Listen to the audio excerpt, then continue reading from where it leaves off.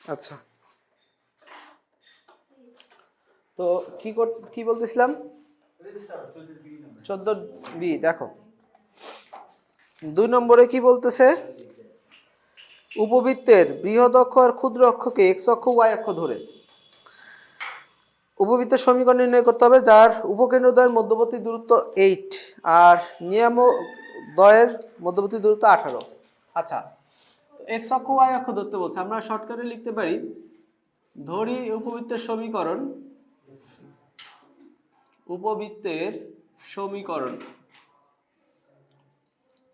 x square by a square plus y square by b square equal 1। আচ্ছা, এটার উপকেন্দ্রদ্বয়ের মধ্যবর্তী দূরত্ব সূত্র কি তোমরা জানো?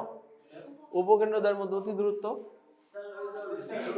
2ae এত সমান হচ্ছে 8, ওটা বলে দিছে উপকেন্দ্রদ্বয়ের মধ্যবর্তী দূরত্ব, এটা হলো প্রশ্ন মতে। আচ্ছা, এটা হলো আমাদের 2 নম্বর। আর বলতেছে 2a/e, এটা হলো নিয়ামকদ্বয়ের দূরত্ব, এত সমান হচ্ছে 18 দেয়া আছে। এখন তোমাদের a স্কয়ার আর b স্কয়ারের ভ্যালু বের করতে হবে। সবার আগে তোমরা একটা কাজ করো, 1 2 আর 3 গুণ করে দাও, তাহলে কি হবে, 4a স্কয়ার সমান 18 × 8 কত হয়, 8 10 80 আর 8 8 64, 144। আচ্ছা ঠিক আছে, তো এখন এখানে 4 দিয়ে ভাগ করে দাও, কত হবে, a স্কয়ার সমান 36। ওকে ফাইন, তাহলে আমরা প্রথমে এটা পেয়ে গেছি। এবার আমরা কি করব, এই যে কোনো একটা নিয়ে এই স্কয়ার করে নেব। 2 নম্বর নেই, 2ae সমান হচ্ছে 8, একটু কাটাকাটি করে নিলে ভালো হয়, 4 স্কয়ার করো, a স্কয়ার e স্কয়ার সমান হচ্ছে 16। a স্কয়ার তো জানি, e স্কয়ারের সূত্র কি, অবশ্যই এটা টাইপ 1 এর ক্ষেত্রে, টাইপ 2 এর ক্ষেত্রে হচ্ছে a square by b square, 1 - b square by a square এত সমান হচ্ছে 16। গুণ করে দাও, a square minus b square এত সমান হচ্ছে 16, a স্কয়ার মানে এখানে বসায় দাও, 36 - b স্কয়ার এত সমান হচ্ছে 16। তাহলে দেখো 36 - 16 এত সমান হচ্ছে b স্কয়ার, b স্কয়ার সমান হচ্ছে 20। তাহলে এই মানগুলো আমরা কোথায় বসাবো, 1 নম্বরে, তাই না? x square by a square মানে হচ্ছে কত, 36, y স্কয়ার বাই 20 না? হ্যাঁ, শেষ। লসাগু করে দিতে পারো অথবা এভাবে রাখতে পারো। পরের অঙ্কগুলোর একটু হিন্টস দিয়ে যাই, ঘটনাগুলো কি, ক্যালকুলেশনটা তোমরা পারবা, তাই না সাদিয়া? দাও 14 এর 3 ভালো করে পড়ো তো দেখি কি বলছে। অক্ষদ্বয়ের উপর অবস্থিত আর কিছু বলছে? আচ্ছা, তাহলে না, উপবৃত্তের সমীকরণ না, এখানে দুইটা সরলরেখা দেয়া আছে, x/7 y/2 = 1, এল একটা সমীকরণ দেয়া আছে, আর একটা সমীকরণ দেয়া আছে x/3 প্লাস y/5 = 1। এখন বলতেছে যে উপবৃত্তটা নির্ণয় করতে বলছে সেইটা, হ্যাঁ, x অক্ষ আর y অক্ষের উপরে ছেদ করে। আচ্ছা, প্রথমে এই রেখা দুটোর চিত্র আঁকে নেই, তারপরে কথা বলি। প্রথমে আমরা দেখি এই রেখা দুটোর চিত্র। প্রথমে x/7, এদিকে দেখো 1 2 3 4 5 6 7, কথা বলে না? এদিকে দেখো y/2 1 2, তাহলে এই রেখাটা হচ্ছে এরকম, এই হলো একটা রেখা, যেটা হচ্ছে আমাদের 1 নম্বর। আচ্ছা ঠিক আছে, 2 নম্বর রেখাটা হলো x/3, x এর নিচে 3, তাই 3 ঘর গেল, এই 3, আর y/5 1 2 3 4 5, তাহলে এই হচ্ছে আমাদের 2 নম্বর রেখাটা। এখন তোমরা বিষয়টা খেয়াল করো, এখানে বলা হয়েছে যে উপবৃত্ত যেটা বের করবা সেটা x অক্ষ y অক্ষকে অক্ষ ধরতে হবে, তার মানে কেন্দ্র 0 0, আর প্রথম রেখাকে x অক্ষের উপরে ছেদ করে, এখানে ছেদ করে, আর দ্বিতীয় রেখাকে y অক্ষের উপরে ছেদ করে। দ্যাট মিন্স উপবৃত্তটা এইরকম কিছু একটা হতে যাচ্ছে, মানে ওগুলো কেন্দ্রবিন্দু হবে, ওখান দিয়ে যাবে, পাসিং পয়েন্ট, ওখান দিয়ে পাস করবে। আচ্ছা, এই বিন্দুটা কত বিন্দু বলতে পারো?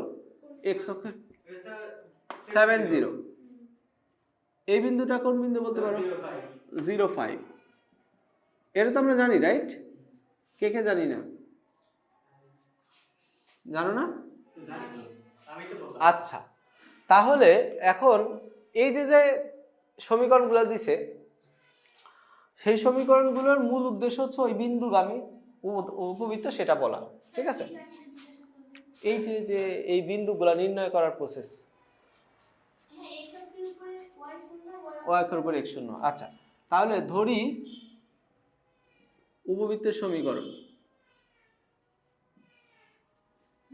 উপবৃত্তের সমীকরণ x² / a² + y² / b² = 1 এখানে কিন্তু তোমার কেন্দ্র 0 0 বলা আছে তাই না তাহলে এখন বলবো ইহা a হচ্ছে 70 ও b হচ্ছে 05 বিন্দুগামী এটা কি সলভ করতে পারবো আমরা a² b² মান বের করতে পারবো यस স্যার মানে দুইটা সমীকরণ আছে সেটা অপনয়ন করব না দুইটা সমীকরণ থেকে ডাইরেক্ট মান বের হয়ে যাবে কারণ 0 ইউজ করছে তো ও তাহলে স্যার পারবো না কিন্তু আমি কি বুঝলাম না তুমি হলো x/7 থেকে হলো 70 হ্যাঁ y/5 থেকে 0.5 নিলাম এখানে বলা হয়েছে কি উপবৃত্তটা 1 নং কে x অক্ষের উপর ছেদ করে 1 নং রেখা হলো এই রেখাটা x অক্ষের উপর কোথা দিয়ে গেছে এখান দিয়ে গেছে তাহলে এই বিন্দু দিয়ে উপবৃত্ত গেছে তাহলে এই বিন্দু নিলাম 70 বিন্দু x এর নিচে 7 এইজন্য হলো x হলো 7 হ্যাঁ আর বলা আছে উপবৃত্তটা 2 নং কে y অক্ষের উপরে 2 নং রেখাকে y অক্ষের উপরে ছেদ করে 0.5 পয়েন্ট তাহলে ওখানে হ্যাঁ x হবে বুঝতে পারছি আচ্ছা তাহলে এত বিন্দুগামী সুতরাং আমি করব না হোমওয়ার্ক দিয়ে রাখি হোমওয়ার্ক ওকে এটা ট্রাই করবা এটার মধ্যে হ্যাঁ বিন্দু বসাবা হয়ে যাবে বিন্দুগামী ধারণা দিয়ে দেবো আচ্ছা বিন্দুগামী আচ্ছা ঠিক আছে আমি করে দিচ্ছি সমস্যা নেই দেখো যেহেতু বুঝতেছো না এই বিন্দুটা ইউজ করবা পরিধির উপরে বিন্দু তো ও বুঝছি তাহলে হলো স্যার দুইটা সমীকরণ নাও না এরপর যোগ বিয়োগ প্লাস মাইনাস করে হ্যাঁ দুইটা সমীকরণ যোগ বিয়োগ করার প্রয়োজন নাই তোমার আমি দেখাচ্ছি সুতরাং এই বিন্দুটা ইউজ করতেছি 7² / a² + 0 = 1 দেখো এটা মান 0 কেন এই যে 0 বসেছি এখান থেকে a² = 7² মানে 49 এখন এই বিন্দু ইউজ করো 0 প্লাস এই যে x এর জায়গায় 0 5² / b² এত সমান 1 তাহলে b² সমান হচ্ছে 25 বের হয়ে গেল নাও এতক্ষণ কথা না বলে করে দিলে হইতো x² / 49 y² / 25 = 1 ডান বুঝছি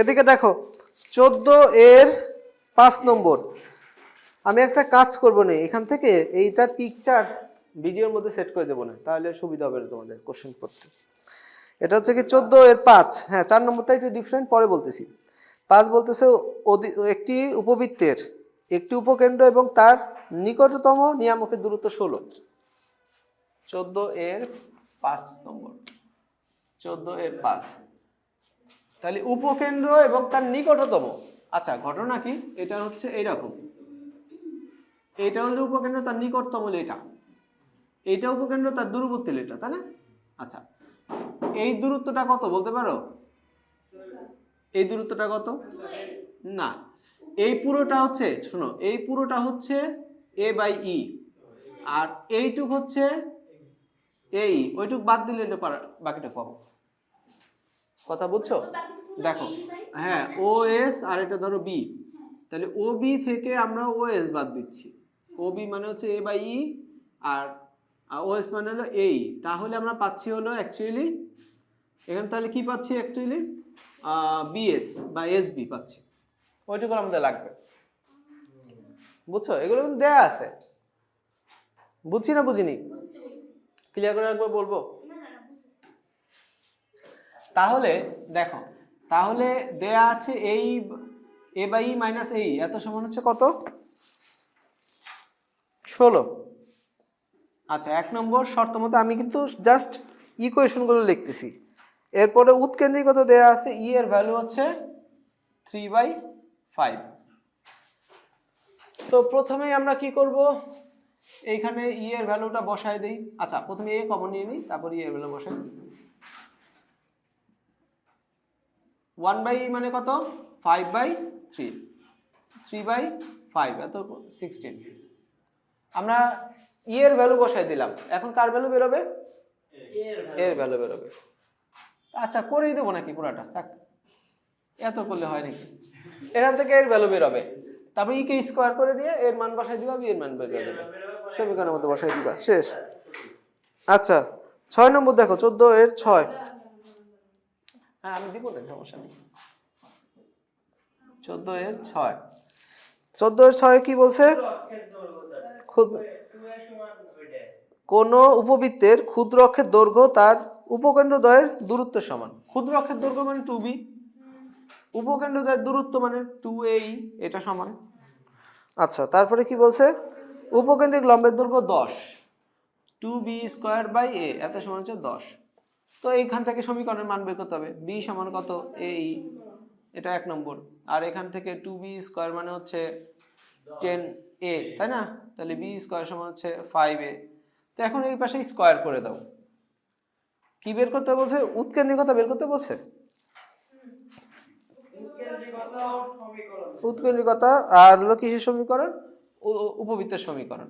তাহলে b² করে দাও, a² e² মানে হচ্ছে 1 - b²/a², গুণ করে দাও a² - b², তাই না?